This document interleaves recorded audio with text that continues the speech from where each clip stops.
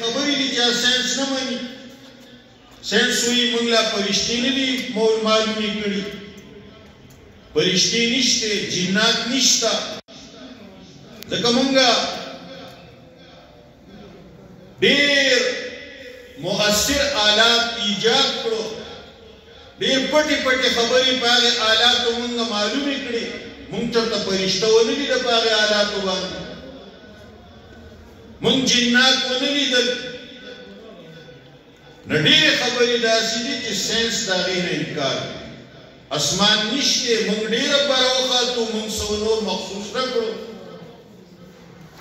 د اسمان نه راتلل وحي راتلل او پیغمبر ته علم راتلل جبریل راکوزېدو دا ټولې خبرې نشته ولې زموږ تحقیقات ډېر مخکې لاړو موږ سپوږمۍ ته ورسېدو اخوا نور څه نشته الو به یې منو چې زموږ ساینس یې معلوم نو چې ساینس نه معلوم کړي نو موږ یې نشو منلی نو یو د هغې نه دا د میزان تله ده چې عمل به په میزان په تله څنګه تلل شي دا ساینس نه مني نو ځکه امام بخاري په آخر کې باب راوړ چې ساینس ورستی دی ستا عقل ورستی دی ایمان بالغیب مخکې دی چې الله او د الله د رسول وي نو ته به یې ضرور مني ونزع الموازین القسط ليوم القيامة في يوم القيامة وأن أعمال بني آدم وقولهم توزن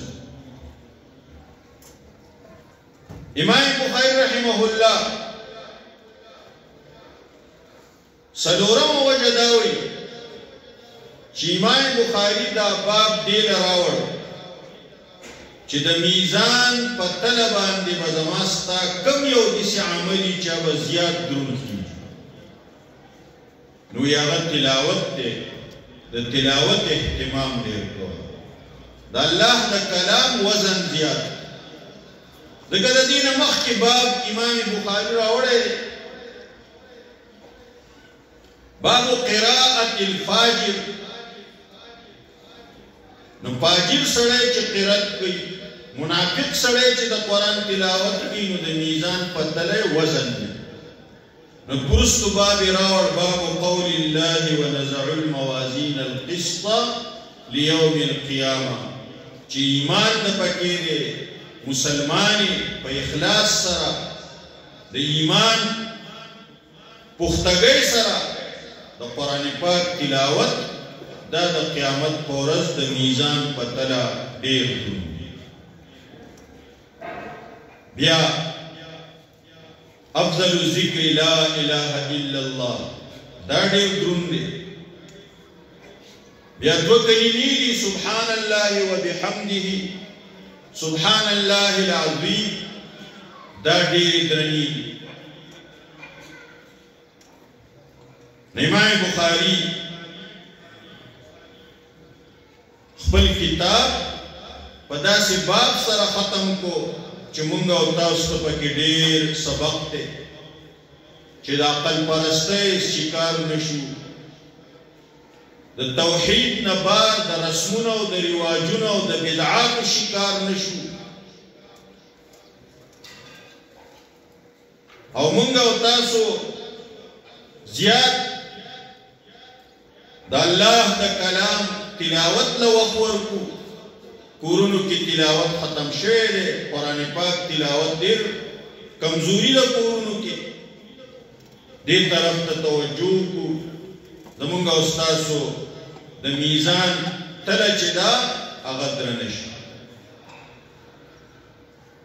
امام بخاري مونږ له اخرې غټ سبق دا راکړو چې لویه خوشحالي لویه د اختر ورځ خپله لویه خوشحالي په دې کې مخصوصوه چې نن زما په پلاني حدیث باندې عمل دی نن د پلاني آیت مبارک چې کوم حکم دی په هغې به زه عمل کوم هغه زما په عمل کې راځي نو چې کله په ایمانیاتو باندې په احکامو باندې او په اعمالو باندې تا ته خوشحالي محسوسېږي نو ستا د اعمالو وزن دا به درنېږي په ناخوالۍ سره یو کار کې په نازړه سره یو کار کې او د زړه په خوشحالۍ نه کې خپل فخر یې نه ګڼي، خپل عزت یې نه ګڼي، او خپل کمال د الله جل شانه په احکامو کې نه ګڼي پوره کولو کې، په خپل پښتو کې او په خپل رسمونو کې، په خپل ظلمونو کې، پیشنو کې، د غیرو په طریقو کې، په دې کې خپل کمال ګڼي. نو بیا به د میزان په تله باندې زما ستا اعمال د دې به څه وزن نه وي، دا به ډېر سپک خیږي. نو د ځان سره فکر کول، د ځان سره انصاف کول او خپل اعمالو طرف ته توجه کول. نو اعمال به تلل شي. وقولهم ویناګانې د خولې وینا چې کومه خبره راوباسي نو ورسره دا سوچ کوه دا به د میزان په تله تلل شي. الله به زما سره د یو یو ګفت حساب کوي، پلانې غل دی، پلانې کافر دی، پلانې منافق دی، پلانې داسې دی، پلانې داسې دی. دې قسم خبرو به حساب و کتاب کیږي او د دې قسم به وزن کیږي. استاد سره به حساب کتاب کیږي، تا شاګرد په ولې په کومه خبره والی، دا د والو خبره واو که نه وه، او بیا دا تا چې څومره والی دی نو دومره وال په کار و که نه. نایب سره به حساب کیږي، تا فقیر ته دومره قار دړ کړی دی، دا په کار و که نه و.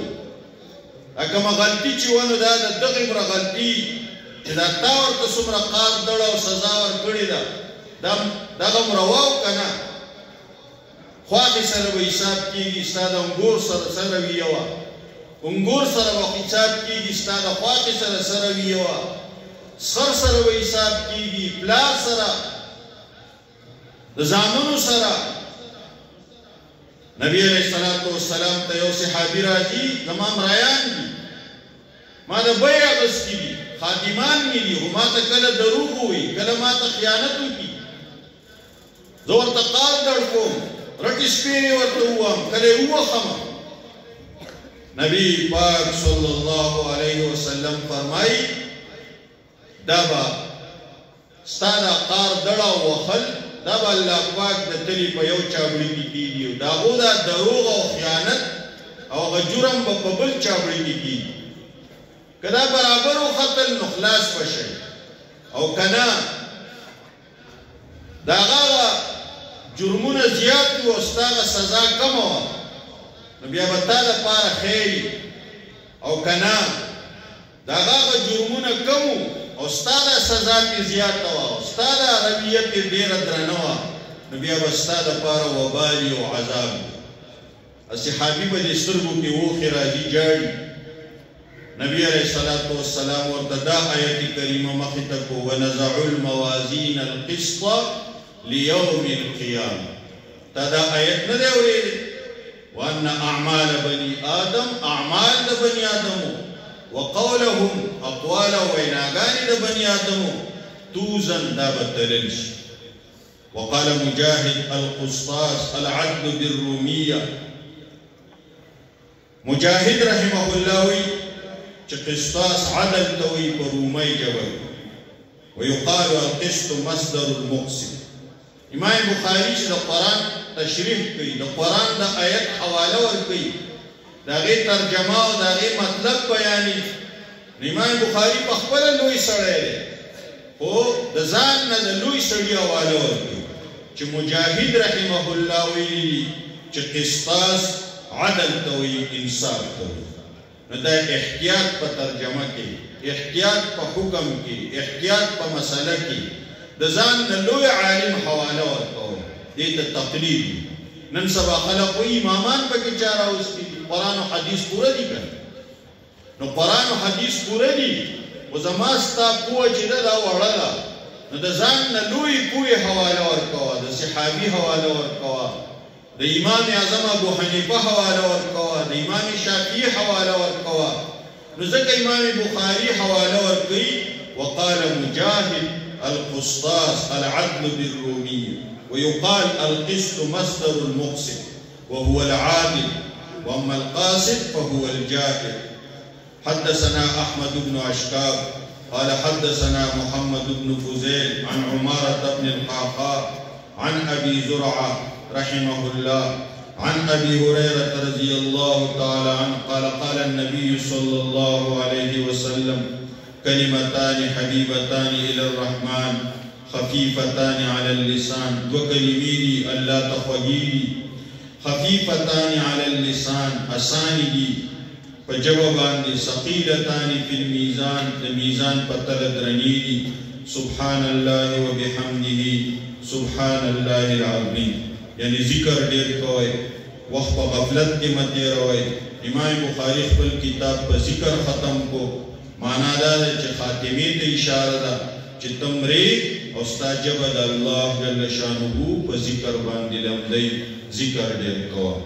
بل امام بخاري په داسې کلماتو خپل کتاب ختم کو. سنت عمل ته اشاره ده چې په سنت عمل شروع کوه او په سنت طریقه ختموه.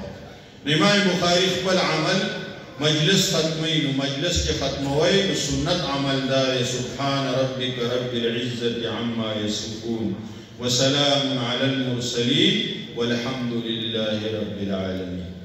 بل امام بخاری درېمې کلمې مضمون ته اشاره کوي سبحان الله والحمد لله ولا اله الا الله والله اکبر. سبحان الله چې ډیر وای د دې معنا دا ده چې الله د هر عیب نه پاک دی. چې دا ته ډېر وایې نو ستا اعمالو کې به صفایي راځي، د هر عیب نه به خدای پاک. او الحمدلله چې ډېر وایې د دې معنا دا ده چې د الله صفات کمالیه ډېر درانه دي، نو دا ستا اعمالو کې به وزن پیدا شي، ستا اعمال به هم ډېر وزني شي. او لا اله الا الله چې دا ډېر وایې د دې معنا دا ده چې الله واحد لا شریک دی. نو معنا دا ده چې ستا اعمالو کې به قبولیت راشي، ریا به پکې نه وي، دګلاوه او شهرت پسندي به پکې نه وي، د الله د رضا دپاره به هر عمل. نو د لا اله الا الله سره وفاداري، د لا اله الا الله عظمت. او والله اکبر، الله اکبر چې ډېر وایي نو ستا درجې به بلندېږي، ځکه الله لوی دی، د الله درجې لوی دي. نو معنا دا ده چې د الله جل شانه حکمونه لوی دي، د الله فیصلې لوی دي. چې کله ته دا ډېر وایې نو ستا سره به د الله عظمت پیدا شي، د الله د حکمونو قدر او لویي به مخې ته راشي. بیا به رسم لوی نه وي، رواج به لوی نه وي، نورې طریقې او پیشنې دا به لوی نه وي، بیا به پارټۍ او ډلهبازۍ به لوی نه وي، اول به د الله حکم لوی وي. نو د لا اله الا الله درجه چې دی وپېژنده نو الله اکبر، د الله نه بیا لوی څوک نشته، د الله د حکم نه لوی څوک نشته. نو بیا به ستا په اعمالو کې بلندي راشي او الله پاک به د درجات رفیعه نصیب کړي او الله پاک به درجات په جنت کې ورکړي. ومن زحزح عن النار وادخل الجنة فقد فاز. چا باره کې زیری وشو پلانې د پلانې زوی هغه د دوزخ نه بچ شو، هغه جنت ته لاړ شو، فقط فاز، دی کامیاب شو. بیا په جنت کې په بره درجې دي، هغې طرف ته اشاره ده. امام بخاري ذکر و اذکارو طرف ته توجه راکوي. د الله یاد ډېر کوئ، الله سره تعلق ډېر ساتئ، دعاګانې ډېرې غواړئ. امام بخاري وایي چې د الله سره تعلق ډېر ساتل معنا ده چې دعاګانې ډېرې غواړئ. قرآن کې چې څومره دعاګانې دي دا د ورځې کوشش کوئ، دا غواړئ، اهتمام یې کوئ. احادیثو کې چې څومره دعاګانې راغلي دي دا غواړئ، الله سره تعلق مضبوط ساتئ. ځان دپاره دعا غواړئ، خپل اولاد دپاره غواړئ. دا قرآني دعا ده، رب اجعلني مقيم الصلاة ومن ذريتي ربنا وتقبل دعاء. ربا ما د مانځه پابند کې زما نه چېرته ژوند کې مونځ قضا نه شي، زما بچي د مانځه پابند کې زما بچو نه چېرته ژوند کې مونځ قضا نه شي. ربنا وتقبل دعاء. اے ربا دغه دعا قبوله کړي. چې دا قبوله شوه ستا ژوند داسې جوړ شو، ستا د بچو ژوند داسې جوړ شو. دا به څنګه جوړی؟ سهار به یې مانځه له څنګه پاسئ؟ لکه کور کې چې اور لګېدلی نو په کور چې په کوټه چې اور ولګي نو ته خپل بچي څنګه راپاسې قو انفسکم و اهلیکم نارا ځان بچ کړئ خپل اهل و عیال د اور نه بچ کړئ الله دې عمل کولو توفیق جوړ کړی تاسو دلته دا ګنا مبارک شه ختمنا مبارک ستاسو